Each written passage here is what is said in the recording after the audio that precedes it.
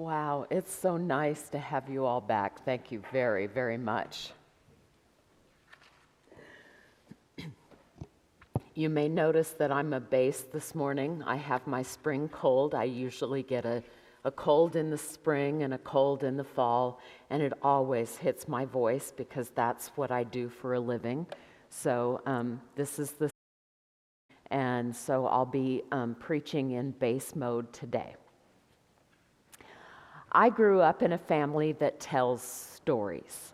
I don't know about your families, but that's what my family does. We are a people of stories.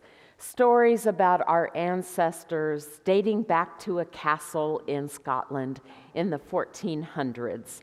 I went to Scotland to find out that that story exists in Scotland itself, and most of the story I grew up hearing about in Kansas exists in Scotland as well, much to my delight. Stories of early days in the United States and northeastern Kansas. Stories of an old mill in Kansas City on the State Line Road, Watts Mill, with Stubborn Watts, who played the fiddle on the weekends for dances on the old mill floor. My brother has one of the millstones from that mill, and I have the other. Stories of the University of Kansas, where my Aunt Marley was Fog Allen's secretary. Stories about my great-grandmother and her arthritis, which put her in a wooden wheelchair as a young adult. Stories about my own grandmother shooting pigeons off the barn in order to cook protein during the Depression. These stories are rich, and they create the ground upon which my family tree grew and thrived. And if Eric were here, he would quip from the back row my family lore that some of those stories might even be true. Bishop Michael Curry, in his book, Love is the Way, which we have been following for this sermon series, presents storytelling as the solution for the divisions that we currently have in our country. He says that whether those divisions are socioeconomic, political, or racial, that we are in a time of extremism, a time of distrust, that we are under siege, but that God is not finished with us at all, and that we need to move forward as people of faith with a voice that says, no more. We, a people of faith, we choose love. We choose community. We need to heal. And the way to do that is to slow down, listen to one another's truth. And the way to do that is to listen to one another's stories, especially the stories of those who disagree with us. Did you know that seminaries hold graduates classes on storytelling? Not just 1 hour credit seminars. No, in fact, 3 graduate credit hours, a full course, seminary course, just like Hebrew Bible or New Testament class on storytelling. That's because stories tell truth in a way that people can hear it. Sometimes they tell truth that we need to hear, but we aren't quite ready to hear. Stories give people power. Stories are a conversation of the heart, a song of the soul, if you will. Stories speak a language of life. They have the capacity to move us to deeper levels of ourselves. And stories, like songs, allow for a communion of spirits. What many of us may not realize, at least consciously, is that we have to be intentional about the stories not only that we tell, but the stories that we listen to. It is important to consume ourselves and to expose ourselves to stories with those whom we disagree and those with whom we agree. By doing this, we expose ourselves to a broader picture of the world.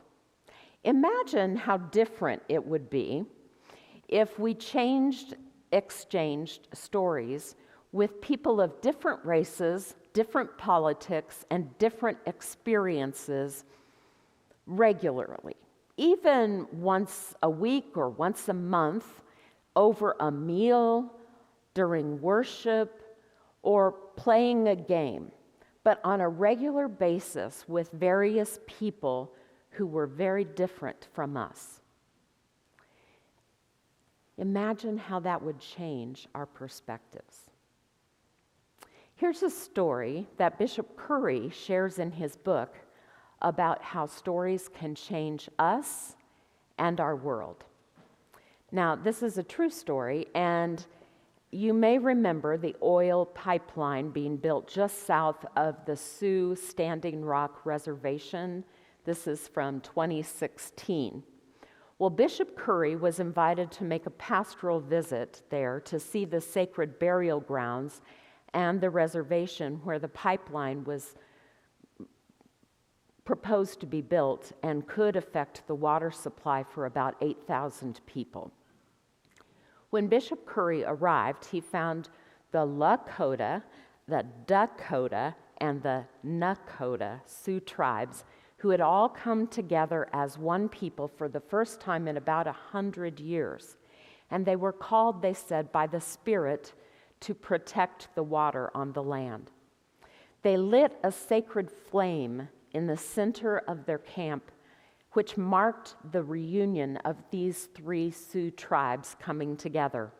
And they said it would burn without interruption until their group disbanded.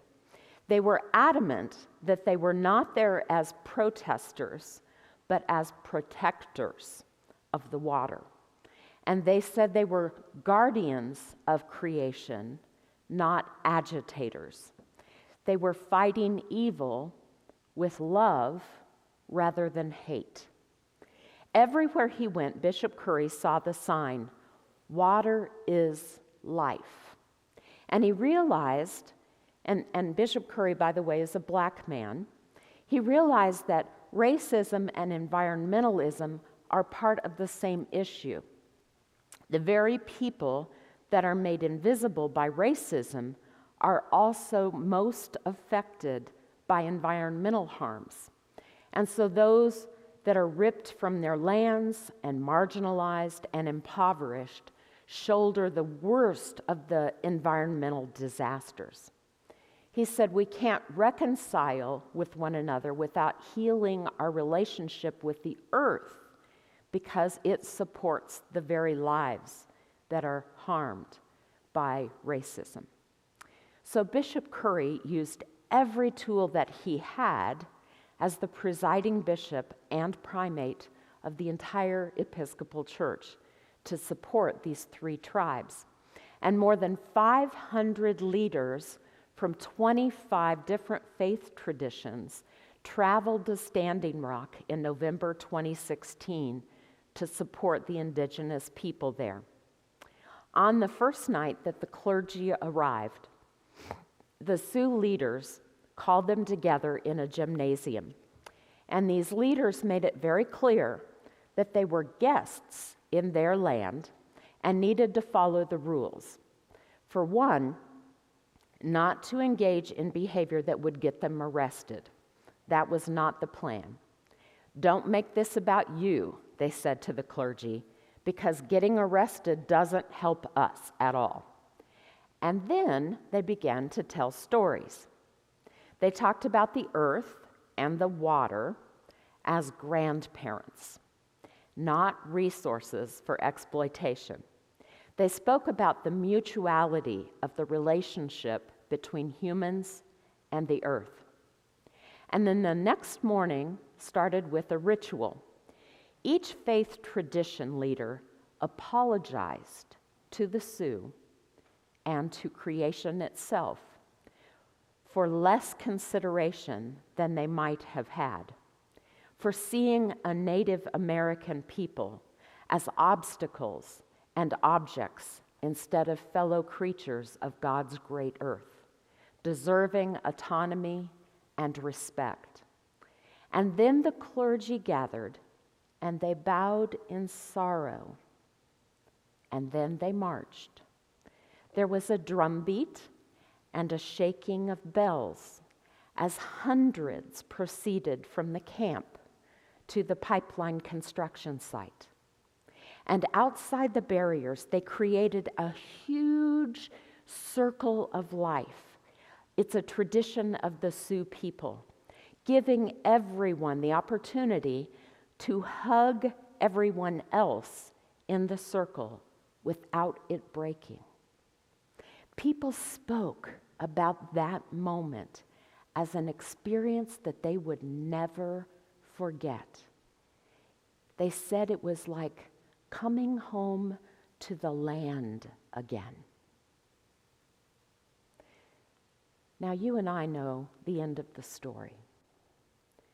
Standing Rock did not have the desired ending that the Sioux people hoped for. The pipeline was completed. And in 2017, the Sioux made the decision to extinguish that sacred fire that they had burned in the camp center, and they closed the camp down. The area did become a floodplain.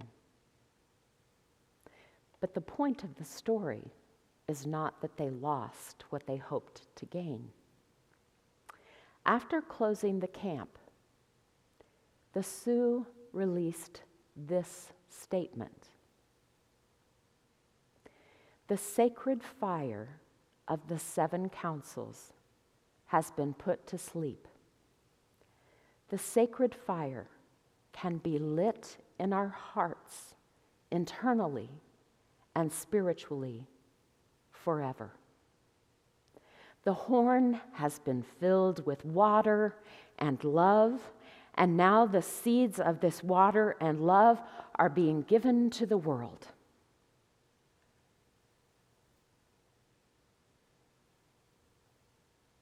Did you hear how they told the story of Standing Rock? The Sioux chose to reframe the story and rebirth the story for future generations with pride and hope and love. They knew their battle had been lost, but they also knew that they could reclaim the unity within the tribes and that the people of goodwill could come together for good. So they put that thought and that care into making sure the stories were created there were healing stories, stories that united people and lifted them up even at the deepest darkness of their loss. They created the darkness of the loss they experienced so that they could face the future with hope. They claimed the promise of hope for their children and for future generations when they experienced devastation within themselves. What an incredible, beautiful lesson for us. How easy it would have been for the Sioux leaders to despair over the loss of their land and their future as a pipeline was being built. And yet, they released a lovely story of truth and healing and hope to tell their story. All is not lost. Remember what I said last week about the Apostle Paul writing to the church at Corinth in 1 Corinthians 13? We may call it the love chapter, and we may read it to couples at their weddings. But the truth about when it was written was that Paul was downright angry. He was angry at the church he had formed when he wrote this. He wasn't writing it for a wedding or a newly married couple. He was writing it to a church because the members of that church were not behaving like he had taught them, not getting along, and getting into all kinds of ethical trouble. They were sleeping around, getting drunk on communion wine, arguing amongst themselves, taking each other to court, even excluding one another from worship. So Paul wrote this text as instruction to them about how to behave properly in worship. Paul wrote this text as instruction to them about the way to tell the story of the church. Instead of telling them with hostility and angst, he wrote about the principles of love with such poetic beauty that one is drawn into a vision of love. And just like the Sioux, Paul creates this vision of truth and healing and hope from his frustration. Listen to these words again from 1 Corinthians, the last half of the chapter 13. Love never ends. As for prophecies, they will come to an end. As for tongues, they will cease. As for knowledge, it will come to an end. For we know only in part, and we prophesy only in part. But when the complete comes, the partial will come to an end. When I was a child, I spoke like a child. I thought like a child. I reasoned like a child. When I became an adult, I put an end to childish ways. For now we see in a mirror dimly, but then we will see face to face. Now I know only in part, then I will know fully, even as I have been fully known. Now faith, hope, and love abide, these three, and the greatest of these is love. As Bishop Curry writes, faith, with its partner hope, is why we pursue college degrees, follow passions, commit to the hard work of marriage and raising children. It's why we carry protest signs and campaign for candidates instead of just sitting around watching TV. And then hope comes along and puts wind in our sails of faith. Hope is the energy that keeps us going when the gravity of reality would otherwise defeat us. And while faith and hope are necessary for the fullness of life, they're not a guide for life. They don't tell you what to do. That leaves love. Love tells you how to direct the energy of an outrageous faith. If hope and faith are the wind and the sails, love is the rudder. It's God's GPS. So here we are. We're all ready to end this dang pandemic. And as we re-enter our lives, it's time to rewrite or write our stories. We're all going to tell our stories, whether we write them literally or not. How are we going to tell the story of the last year?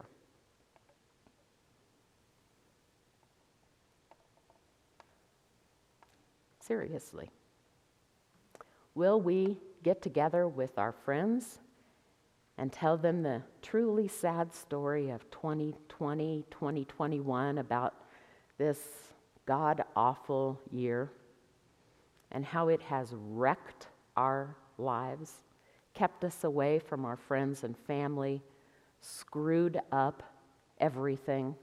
I mean, that's true. Will it be about our isolation and sorrow, heartache, frustration, death, loss, and loneliness. That's true. We missed graduations and birthdays and all kinds of other plans for travel and family and celebrations. Those are true stories. Will they include the stories of when we have seen glimmers of hope? What we have experienced of the miraculous, the beautiful, the glorious, the courageous human spirit. Will we include those pieces as well? Will we include in the isolation and the sorrow the faith we have developed as we have cocooned in our own homes?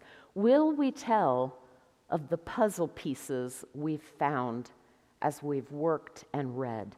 Will we explain the incredible connection we have with people and the miraculous, tedious things we've learned on Zoom? Will we include the discoveries we have made with the spouses and the children and the people we've connected with that we might not have otherwise? Will we talk about the new skills we've discovered, the books we have read, the new hobbies we've come up with, and how we've become more self-sufficient? Will we tell about those things?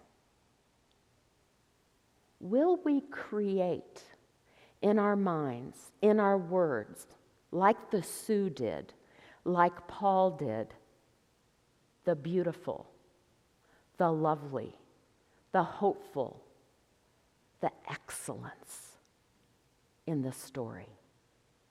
How will we tell the COVID story? There are sad pieces. We can't ignore that.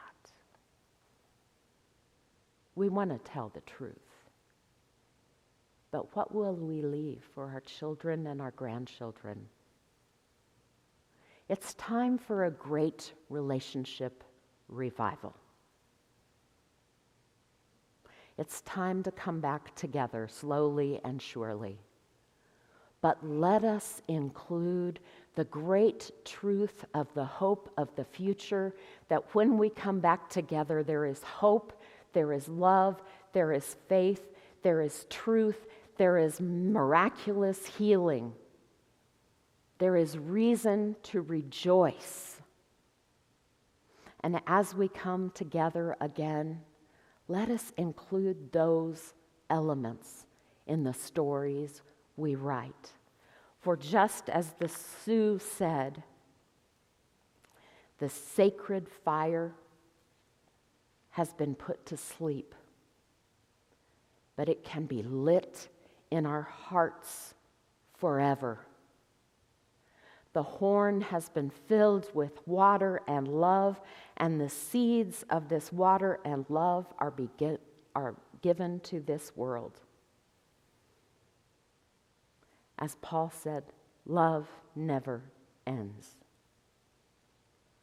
Let us be filled with that truth as we tell our stories, and let this great relationship revival begin again.